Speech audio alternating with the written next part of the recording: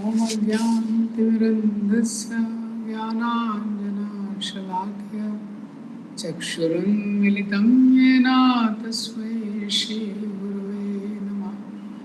नमो विष्णुपादाय कृष्णपृष्ठाय भूतले श्रीमते भक्तिवेदान्तस्वामीति नामिने। नमस्ते सरस्वते देवे गौरवाणी प्रचारिणे निर्विशेषा शून्यवादी पाश्चात्य देशतारिणे। जय श्री कृष्ण चैतन्य श्री अद्वैत गदाधर शिवासादि गौर भक्तवृंद। हरे कृष्णा कृष्णा कृष्णा हरे हरे, हरे राम राम राम हरे हरे। हरे कृष्णा। तो हम लोग पढ़ रहे थे भगवत गीता का ये पहला अध्याय। इस अध्याय में इसका नाम है अर्जुन का विषाद योग या सैन्य निरीक्षण। प्रभुपाद जी ने जो इसको नाम दिया, इसमें 46 श्लोक है। तो शुरू के जो 27 श्लोक हैं, 1 से लेकर 27, ये preparations for the war, observing the armies, 1 से 27, और 28 से लेकर 46 तक अर्जुन के युद्ध ना करने के 5 कारण। उसको जो पहला सेक्शन है 1 से लेकर 27 तक, उसके भी 3 विभाजन किए गए हैं। 1 से लेके 11 तक है युद्ध की तैयारी, फिर उसके बाद 12 से लेके 20 तक है विजय के लक्षण, और 21 से लेके 27 तक है भक्त वत्सल कृष्ण, और 28 से 46 तक अर्जुन के 5 कारण, जिसको हम आसानी से याद रख सकते हैं, CDEF और I। C for compassion, कृपा, D for destruction of family tradition, कुल परंपरा का नाश, E for enjoyment, भोग, IEF, F for fear of sin, तो अर्जुन को डर था कि मुझसे पाप हो जाएगा, और I for indecision, कि सारा एनालिसिस करने के बाद अर्जुन को समझ में नहीं आया कि मुझे क्या करना चाहिए। तो आज हम पढ़ेंगे 10 श्लोक तक हमने देखा था, आज 11 से 20 रिसाइट करेंगे। अयनेषु च सर्वेषु यथा भागम् अवस्थिता भीष्मयेवाभिरक्षन्तु भवन्तः सर्व एव हि। तस्य संजनयन् हर्षं कुरु वृद्धा पितामहः सेहनादं विनोद्योचे शङ्खं दद्मो प्रतापवान्। तथा शङ्कर्ष वीर्यस्य पणवानकगोमुखा सहसा अभ्यहन्यन्त सा शब्द तुमुलोऽभवत्। तथा युक्ते महति सन्नने स्थितो माधवा पाण्डवः शैव दिव्यो शङ्खो प्रदद्मतु। पाञ्चजन्यं ऋषिकेशो देवदत्तं धनञ्जया पाण्ड्रं दद्मो महाशङ्खं भीमकर्मावृकोदरा। अनन्तविजयं राजा कुन्तीपुत्रो युधिष्ठिरा नकुला सहदेवश्च सुघोषमणिपुष्पको काश्यश्च परमेश्वासा शिखण्डी च माता दृष्टद्युम्नो विराटश्च सात्विकश्च पराजिता द्रुपदो द्रौपदेयश्च सर्वशः पृथिवीपते सौभद्रश्च महाबाहु शङ्खं दद्मो पृथक् पृथक्। सघोषो धातराष्ट्राणां हृदयानि विदारयत् नभश्च पृथिवीं चैव तुमुलो व्यानुनादयन्। अथ व्यवस्थितान् दृष्ट्वा धातराष्ट्रं कपिध्वज प्रवृत्ते शस्त्र संपाते धनो उद्यम्य पांडव ऋषिकेशं तदा वाक्यम इदम आहं महीपते।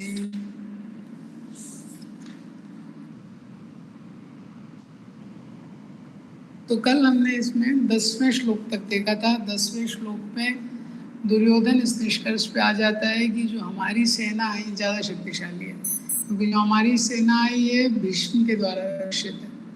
भीष्म भीष्माभिरक्षितम, और जो पांडवों की सेना है ये भीम के द्वारा रक्षित है।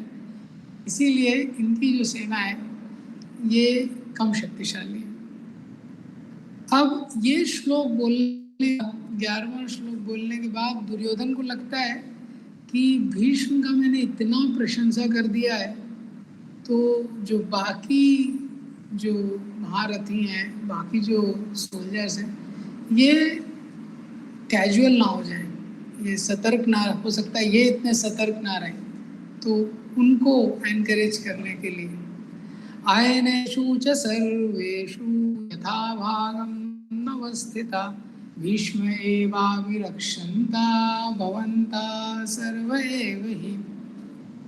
तो दुर्योधन बोलते हैं कि इसीलिए आप सब लोग आयनेषु च सर्वेषु, आयनेषु मतलब जो मोर्चे अलग अलग स्ट्रैटेजिक पोजीशंस पे, तो आयनेषु च सर्वेषु आप सब लोग अपने अपने मोर्चों पे यथा भागम अवस्थित, अपने अपने स्थानों पे स्थित रहे।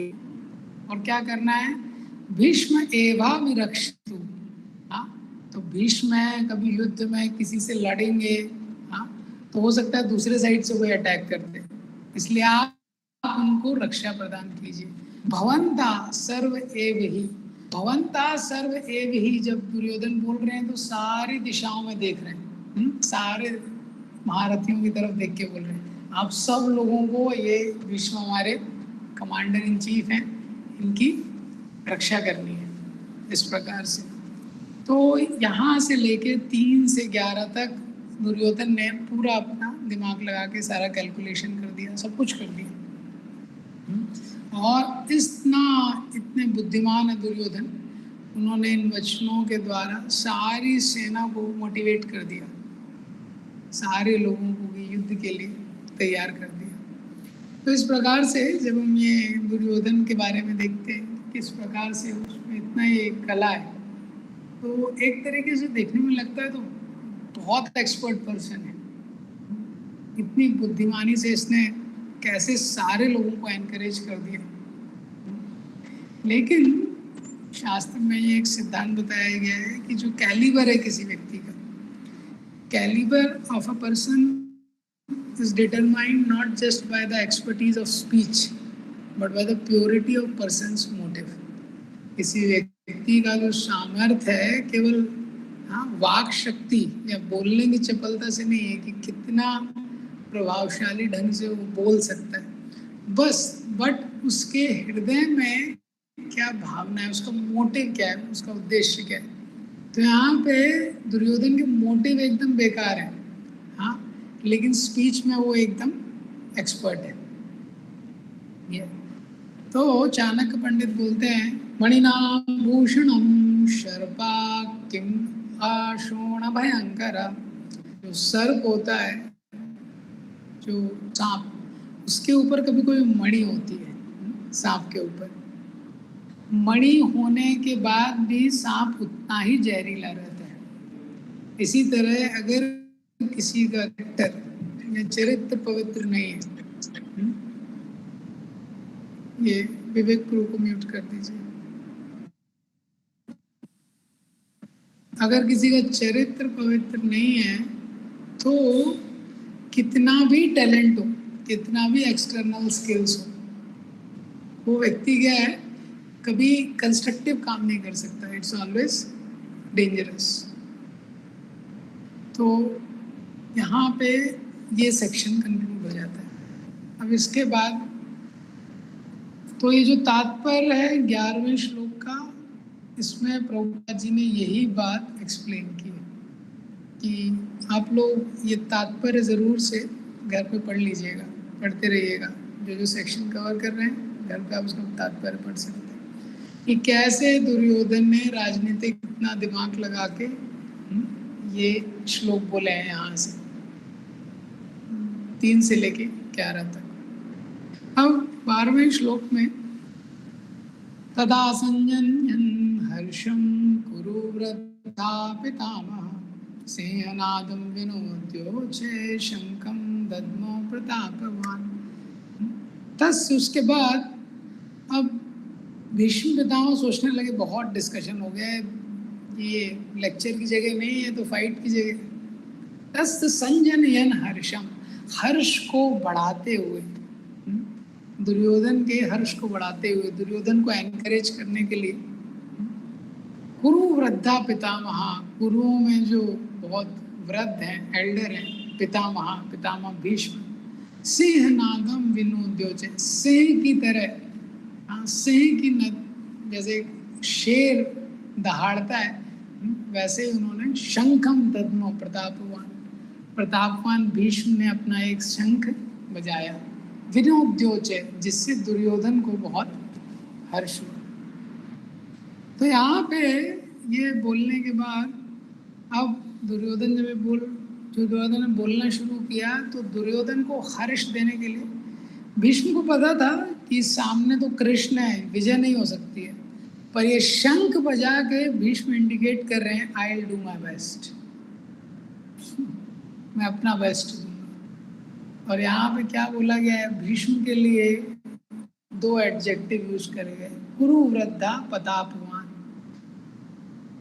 कुरु वृद्धा के वृद्ध थे भीष्म पितामह, कौरवों के वंश में, वयोवृद्ध भी थे और ज्ञान, एज भी ज्यादा थी और ज्ञान में भी सबसे ज्यादा थे, धर्म के तत्व को जानने वाले थे भीष्म। और प्रतापवान, भीष्म पितामह का पूरे कुरुवंश में बहुत प्रताप था। क्यों? पहला कारण, क्षत्रिय होते हुए भी भीष्म पितामह ब्रह्मचारी थे, तो क्षत्रियों के लिए ब्रह्मचारी रहना आसान नहीं है, और वो भी पूरा राजनीति के बीच में, राजमहल के बीच में ब्रह्मचारी थे। चारों तरफ इतना सारा ऐश्वर्य और इतना सारा मैनेजमेंट उनको डील करना है, उसके बावजूद भी वो आजीवन ब्रह्मचारी, तो उनके इस त्याग का लोगों पे बहुत प्रभाव था। ये पहला चीज। दूसरा चीज, भीष्म अस्त्र शस्त्र में बहुत निपुण थे, तो भीष्म शस्त्र विद्या में इतने निपुण थे, ये कहा गया है महाभारत में, सशस्त्र भीष्म को युद्ध में कोई पराजित नहीं कर सकता था। तो भीष्म के जो गुरु थे जिनसे शिक्षा ली थी, क्या नाम था, परशुराम। परशुराम से भीष्म का 27 दिन युद्ध चला, उनसे भी नहीं हारे वो। जिन परशुराम ने 21 बार पृथ्वी को क्षत्रिय विहीन कर दिया था, वो भीष्म को पराजित नहीं कर पाए। ये भीष्म का प्रताप था। अकेले ही भीष्म विचित्र वीर के लिए, इनकी शादी के लिए जब गए काशीराज के वहाँ पे, तो वो काशीराज की कन्या का स्वयंवर चल रहा था, तो भीष्म ने उनकी कन्या को डायरेक्ट उठा लिया, जो अम्बा थी, उनको लेके आने लगे। सारे जो राजा थे वो भीष्म पे अटैक कर दिया, उन्होंने आक्रमण कर दिया। अकेले भीष्म ने सबको पराजित कर दिया। और इसी तरह जब भीष्म बाणों की शैया में थे, अंतिम समय में भगवान युधिष्ठिर को लेके आते हैं, और भीष्म पितामह से बोलते हैं कुछ उपदेश कीजिए। हाँ, शास्त्र ज्ञान का सूर्य अस्ताचल की ओर जा रहा है, मतलब भीष्म अभी संसार छोड़ने वाले हैं। तो वहाँ पे भीष्म प्रवचन करते हैं। अंतिम समय में उन्होंने जो प्रवचन किया है, आधा महाभारत है वो, लगभग सारे तत्वों में प्रवचन किया है, इसलिए ये शब्द जो है उनके लिए प्रतापवान।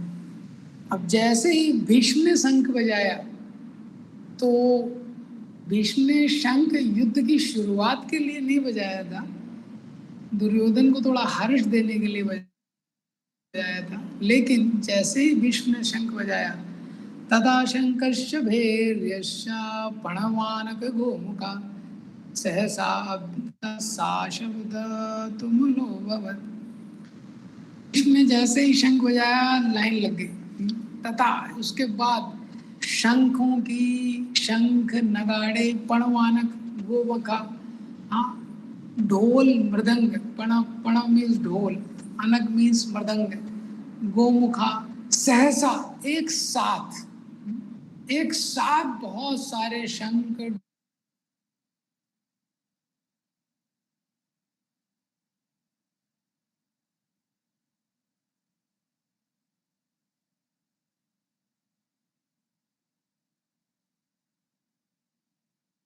ढोल, तो एक साथ बहुत ज्यादा आकाश में शब्द हुए। हम देख सकते हैं पहले के समय में जो युद्ध वगैरह भी किया जाता था, युद्ध जैसी जो चीज है उसमें भी एक स्पोर्टिव स्पिरिट रहता था। तो जो लोग युद्ध करने आते थे उनको पता था कि हम युद्ध कर रहे हैं, वो क्षत्रिय की अगर धर्म के अनुसार अगर वो युद्ध भूमि में है और युद्ध में भूमि में अगर उसकी मृत्यु होती है तो उस स्वर्ग को प्राप्त करता है। इसलिए बहुत सेलिब्रेशन के साथ युद्ध होता था। जैसे ढोल मृदंग नगाड़े सब बज रहे हैं, शंख अब इसके आगे बजेंगे। ये तो ये सब जैसे ही बजते हैं, यहाँ पे फिर कृष्ण की एंट्री होती है 14वें श्लोक में। तथा श्वेते युक्ते महती संदने स्थितो माधवा पांडवश्चैवा दिव्यो शंको प्रदद्मतो।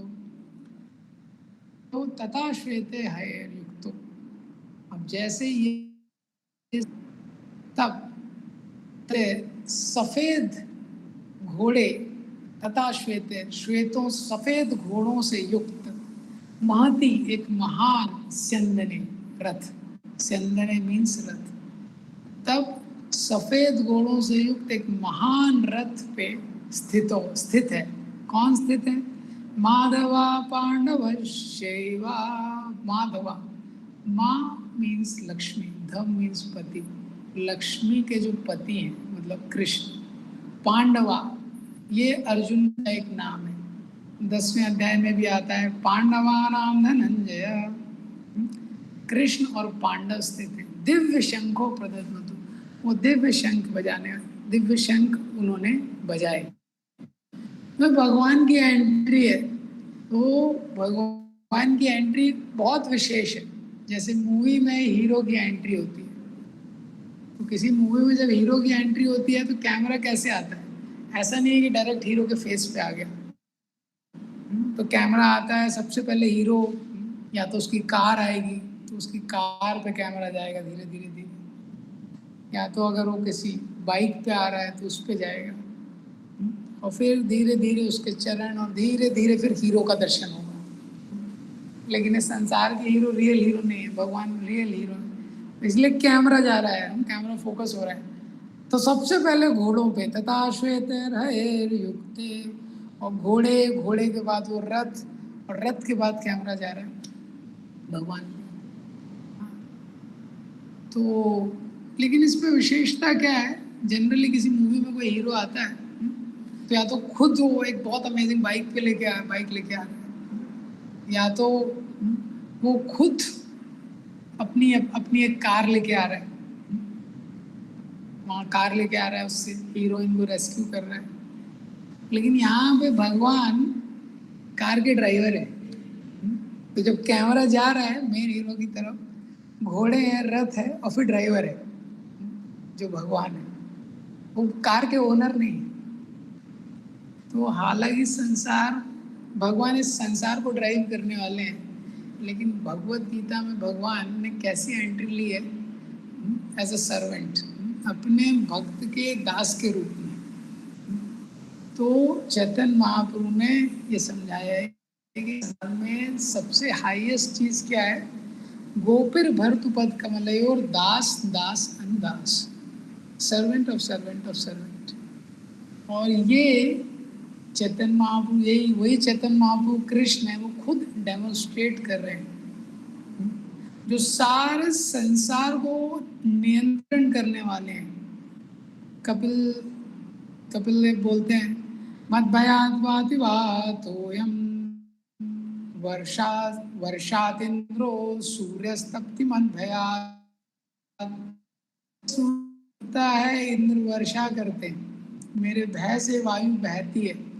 इन सब को नियंत्रण करने वाले भगवान अपने भक्त के नियंत्रण में है। ऐसे उनकी भगवद गीता में एंट्री होती है। तो ये भगवान के रथ के जो घोड़े हैं बहुत विशेष घोड़े हैं। ये 5 सफेद घोड़े हैं। चित्ररथ नाम का एक गंधर्व था, उसने ये घोड़े गिफ्ट किए थे अर्जुन को। और ये घोड़े कैसे थे? 100 घोड़े गिफ्ट किए थे उसने।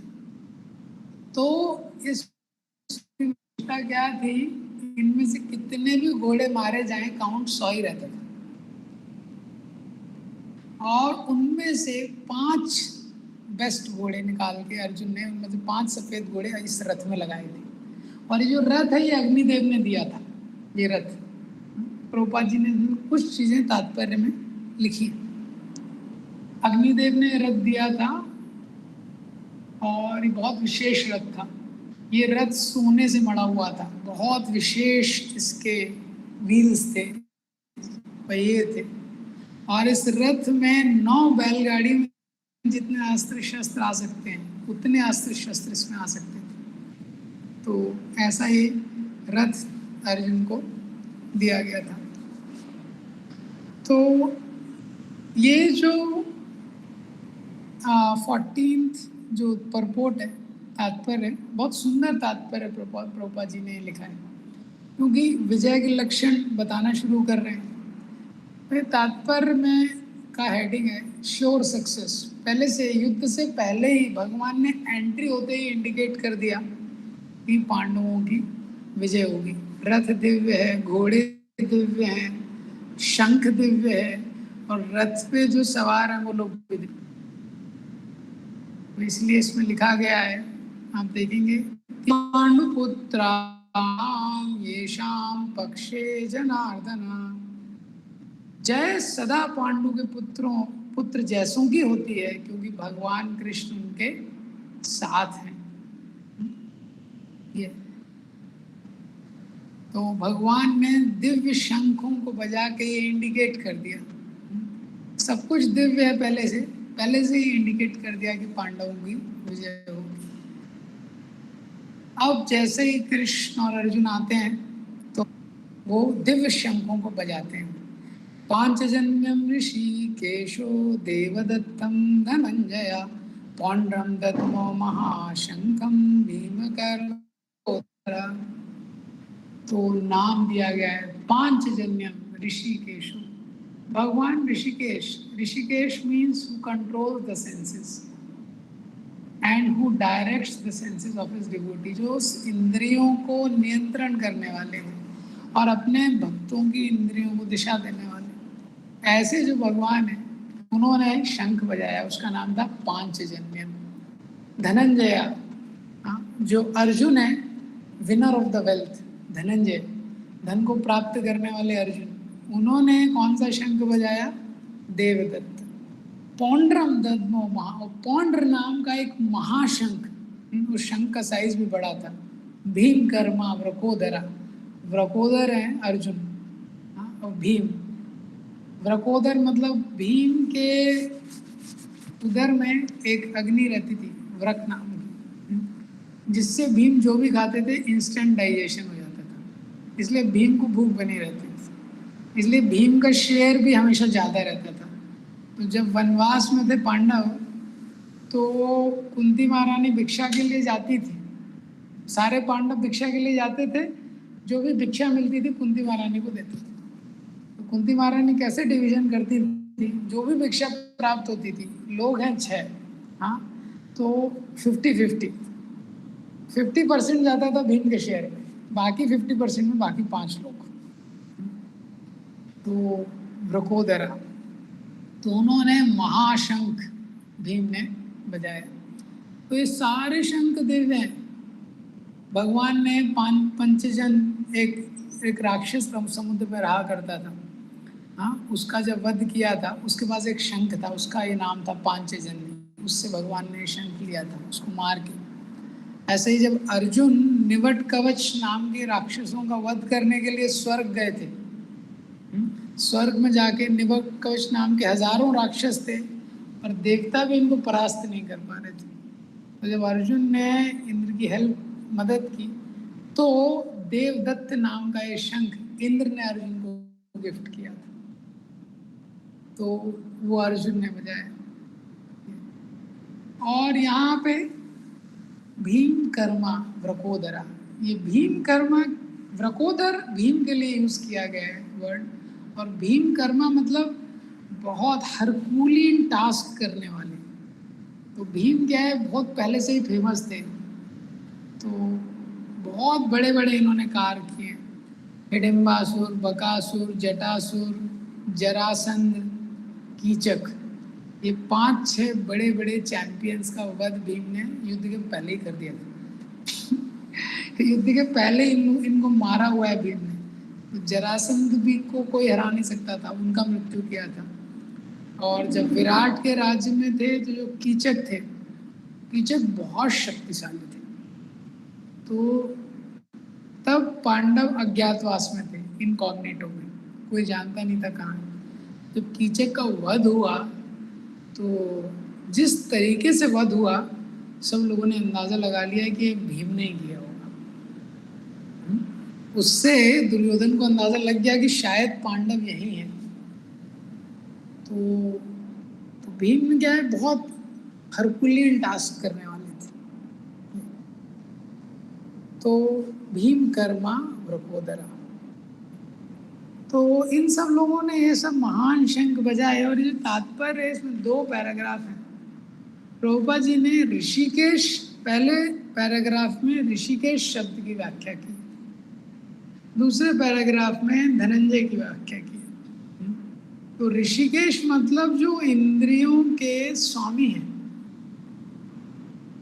जो सारी इंद्रियों के स्वामी हैं। और दूसरे पैराग्राफ में धनंजय की व्याख्या की है कि किस प्रकार से राजसूय यज्ञ में युधिष्ठिर महाराज को धन की जरूरत थी, तो अर्जुन धन लेके आए थे, सोना लेके आए थे बहुत सारा। और पहले पैराग्राफ में जो ऋषिकेश शब्द है, इसकी व्याख्या की है मेनली, ऋषिकेश मतलब वो इंद्रियों के स्वामी हैं। तो हमको ये सिद्धांत पता रहना चाहिए कि हम स्वामी नहीं हैं, ये शरीर के भी हम केयर टेकर हैं, हम स्वामी नहीं हैं। अगर हम स्वामी होते तो ये शरीर हमारे निर्देश के हिसाब से चलता, और शरीर में जो हो रहा है वो हमको पता रहता पूरी तरीके से, इज इट नॉट?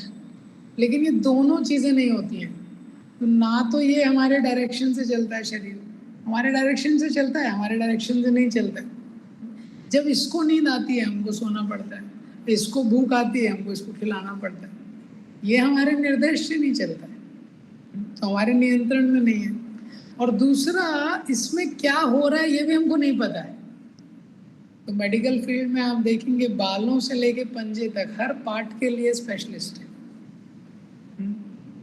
तो बालों के लिए भी हेयर स्पेशलिस्ट रहता है, और हार्ट के लिए हार्ट स्पेशलिस्ट रहता है, कार्डियक, और ENT डिपार्टमेंट का विवेक प्रो है ENT डिपार्टमेंट का अलग स्पेशलिस्ट रहता है। हर छोटी छोटी चीज़ के, स्किन के लिए भी डर्मेटोलॉजिस्ट है। तो जो डर्मेटोलॉजिस्ट है उससे अगर आप पूछेंगे मेरी आँख में क्या प्रॉब्लम है, वो नहीं बता सकता। देखिए, ये शरीर के बारे में जो इतने विशेषज्ञ लोग हैं, उनको भी नहीं पता है शरीर में क्या चल रहा है पूरी तरीके से। तो इसके स्वामी कौन है? भगवान है, ऋषिकेश। और ये श्लोक में, ये तात्पर्य में प्रभुपाद जी ने बहुत सुंदर एक चीज़ लिखी है। देखिए 5th लाइन देखिए, भगवान समस्त जीवों के हृदय में स्थित होकर उनकी इंद्रियों का निर्देशन करते हैं, किंतु वह इस तरह निर्देशन करते हैं कि जीव उनकी शरण ग्रहण कर ले। और विशुद्ध भक्त की इंद्रियों का तो वह प्रत्यक्ष निर्देशन करते हैं। इसका मतलब भगवान सबके स्वामी हैं। इस संसार में भगवान सबको डायरेक्शन देते हैं जैसा वो डायरेक्शन लेते हैं, लेकिन जो प्योर डिवोटी रहता है, प्योर डिवोटी के माध्यम से भगवान ही कार्य करवाते हैं। प्रभुपाद जी ने प्रार्थना की है मार्केन भागवत धर्म में, आई एम द पपेट, मैं तो कठपुतली हूँ आपके हाथ में। नचाओ नचाओ प्रभु नचाओ से मते, जैसे आप मुझे नचाना चाहते हैं इस संसार में वैसे आप मुझे नचाइए। अब जब कृष्ण ने, अर्जुन ने, भीम ने, इन तीनों ने शंख बजा दिए, अब बाकी लोग भी। अनंत विजयम राजा कुंती पुत्रो युधिष्ठिरा नकुला सहदेवश्चा सुघोष मणिपुष्पको काश्यश्च परमेश्वासा शिखंडी च महारथा धृष्टद्युम्नो विराटश्च सात्विकश्च पराजिता द्रुपदो द्रौपदेयश्च सर्वशा पृथ्वीपते सुभद्रश्च महाबाहु शंखं दद्मो पृथक पृथक। तो अब जब ये श्लोक, जब कृष्ण और अर्जुन ने बजा दिया शंख, उसके बाद अनंत विजयम राजा कुंती पुत्रो, राजा शब्द यूज किया गया युधिष्ठिर महाराज के लिए, वो राजा क्योंकि बनने वाले हैं, युद्ध में उनकी ही विजय होगी। अनंत विजयम, अनंत विजय नाम का शंख उन्होंने बजाया। नकुला सहदेवश्चा, नकुल और सहदेव ने सुघोष और मणिपुष्पक नाम के शंख बजाए। और उसके बाद परमेश्वासा, ईश्वासा मतलब महान धनुष को धारण करने वाले काशीराज महारथी, जो शिखंडी च महारथ, शिखंडी आदि जो महारथी हैं, दुष्टदम विराट सात्यकी जो कभी पराजित नहीं हुए, इन सब लोगों ने अपने अपने शंख बजाए। द्रुपद, द्रुपद महाराज ने, द्रौपदेयश्च, द्रौपदी के 5 पुत्रों ने, सर्वशा पृथ्वीपते जो राजा थे, सुभद्रश, सुभद्रा के जो पुत्र था अभिमन्यु, ये सब महाबाहु महाबलशाली लोगों ने अपने अपने पृथक पृथक अपने अपने शंखों को बजाया। तो देखते हैं हम इतने सारे दिव्य शंखों का यहाँ पे नाम दिया गया। तो वैदिक, ये पर्सनलिज्म का सिद्धांत है। वैदिक culture is a very personal culture. जहाँ पे नदी है तो उनके भी नाम है, करेक्ट। हम लोग कहीं भी ट्रैवल कर रहे हैं, कोई भी नदी दिखती है तो लोग पूछते हैं इंडिया में इसका नाम क्या है। गंगा जी है, गंगा नदी के पीछे गंगा माता है। हिमालय जो पर्वत है उसके पीछे हिमालय का विग्रह। तो पर्सन है, हर जगह एक पर्सन इन्वॉल्व है। यहाँ पे शंखों का भी नाम दिया है। और जो मॉडर्न सिविलाइजेशन है वो पर्सनलिज्म से इम्पर्सनलिज्म, हर चीज़ क्या है, नंबर्स है। तो स्टेशन में जाएंगे तो क्या है, प्लेटफॉर्म नंबर है। क्लास में बच्चा जाता है स्कूल में पढ़ने तो रोल नंबर है। कंपनी में जाता है तो फिर उसका कुछ एम्प्लॉय नंबर है, और जहाँ उसका घर है वहाँ हाउस नंबर है। तो इतना पर्सनल कल्चर है, हर चीज़ का नाम है। इसलिए हम देखते हैं भगवान जो माला पहनते हैं, जो मणि धारण करते हैं, हर चीज़ का शास्त्रों में नाम दिया गया। तो पांडवों की तरफ से जब इतने सारे शंख बजे, तो क्या हुआ, सघोषो धातराष्ट्राणाम हृदयानि विदारयत् नवश्या पृथ्वीं चैवा तुमुलो अभ्यानुनादयन्। इतने सारे श्लोकों, इतने सारे शंखों के एक साथ बजने के कारण क्या हुआ, तुमुला, भयानक घोषा, तुमुलो, इतना आवाज हुआ, नभश्या पृथ्वीं चैवा, आकाश तथा पृथ्वी तक, मतलब पृथ्वी से लेके आकाश तक वो शब्द गया। अनुनादयन, जैसे इको होता है ना, अनुनादयन, जैसे डीजे में बहुत स्ट्रॉन्ग साउंड सिस्टम होता है तो ऐसा लगता है पृथ्वी हिल रही है। तो इसका जो शब्द था वो बहुत आकाश तक गया। इस शब्द से क्या हुआ, धात राष्ट्राणाम, धृतराष्ट्र के जो पुत्र थे, हृदयानि विदारयत्, उनका जो हृदय था वो विदीर्ण हो गया। उनका जो हृदय था वो विदीर्ण हो गया। देखिए, जब पहले भीष्म पितामह ने शंख बजाया, भीष्म पितामह के शंख बजाने के बाद कौरवों की सेना में भी बहुत लोगों ने शंख बजाया और उसके बारे में भी ये कहा गया है कि बहुत महान ध्वनि हुई, बहुत तेज ध्वनि हुई। यहाँ पे पांडवों ने शंख बजाया, उसमें भी बहुत महान ध्वनि हुई, लेकिन इफेक्ट देखिए क्या होता है। जब कौरवों ने शंख बजाया तो कोई इफेक्ट का वर्णन नहीं है, ये नहीं लिखा है कि पांडवा नाम हृदयानि विदारयत, कि पांडवों के हृदय विदीर्ण हो गए। लेकिन जब पांडवों ने शंख बजाया तो कौरवों की सेना में जो थे उनके हृदय विदीर्ण हो गए। इसका मतलब क्या है कि उनको एक हार्ट अटैक आ गया, एक स्ट्रॉन्ग हार्ट अटैक उनको युद्ध के पहले ही आ गया, हृदय उनको विदीर्ण हो गए। तो ऐसा क्यों हुआ, तो इसके बारे में बताया गया है क्योंकि जो कौरव थे उनके हृदय कमजोर थे, उनके यहाँ क्या हार्ट वीक था। कलयुग में हार्ट अटैक वैसे ज़्यादा आ रहा है लोगों को। तो हार्ट क्यों वीक था, क्योंकि वो अधर्म का ध्यान, अधर्म के पक्ष में थे। जब भी हम अधर्म करते हैं हम वीक हो जाते हैं। कितना भी शक्तिशाली व्यक्ति हो, वो अधर्म करता है तो वो वीक हो जाता है। देखते हैं इतने बड़े बड़े गैंगस्टर रहते हैं, ये रहते हैं, वैसे तो बड़े बड़े डॉन रहते हैं, लेकिन हमेशा बहुत वीक रहते हैं अंदर से। कोई भी व्यक्ति जैसे चोर है, हमेशा उसको टेंशन रहेगी। इसी तरह अधर्म करते हैं तो क्या होता है, व्यक्ति वीक हो जाता है। अधर्म मेक्स पर्सन वीक। जो अधर्म करता है, रावण इतना शक्तिशाली था, लेकिन माता सीता का अपहरण करने के लिए भेष बदल के उसको आना पड़ा, और वो भी भय में था, राम जी के भय में। हृदयानि विदारयत। दूसरा लेसन है यहाँ पे, जब भगवान और भगवान के भक्त मिल जाते हैं, पांडव क्या है, भगवान के शुद्ध भक्त हैं, और भगवान स्वयं उपस्थित हैं, तो जो कॉन्फिडेंस होता है वो अनपैरेलल होता है। Confidence is unparallel when the lord and the devotees gets combined. भगवान और भगवान के भक्त का जो कॉम्बिनेशन है वो बेस्ट कॉम्बिनेशन है। तो वो क्या है, पांडवों की सेना आधी थी और मेन महारथी कौरवों के साइड में थे, और पांडवों की सेना में जो कृष्ण थे जो कि बहुत शक्तिशाली थे, उन्होंने शपथ ली थी कि मैं अस्त्र नहीं उठाऊंगा। इस सब के बावजूद पांडव स्ट्रांग थे, क्योंकि आप देखेंगे जब राम और रावण का युद्ध होता है तो बहुत ही इंटरेस्टिंग है। रावण के पास इतने बड़े बड़े शक्तिशाली दैत्य हैं, मेघनाद है, कुंभकर्ण है, और इतने सारे दैत्य हैं। सारे दैत्यों के पास हाईएस्ट टेक्नोलॉजी के अस्त्र हैं, सबके पास मायावी वेपन्स हैं, इतने अलग अलग तरीके के वेपन्स हैं, इतने विशेष उनके पास रथ हैं, और इतने अलग अलग अस्त्र और शस्त्र हैं।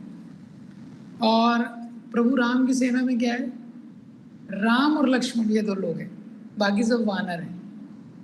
बाकी सब क्या है, वानर है। राम लक्ष्मण के पास रथ है, बाकी के पास कोई रथ नहीं है। राम लक्ष्मण के पास धनुष बाण है, बाकियों के पास कुछ नहीं है। वानर कैसे युद्ध कर रहे हैं, कोई पेड़ उखाड़ रहा है, कोई पत्थर ले रहा है, कोई पहाड़ ले रहा है, ये सब फेंक रहे हैं वानर।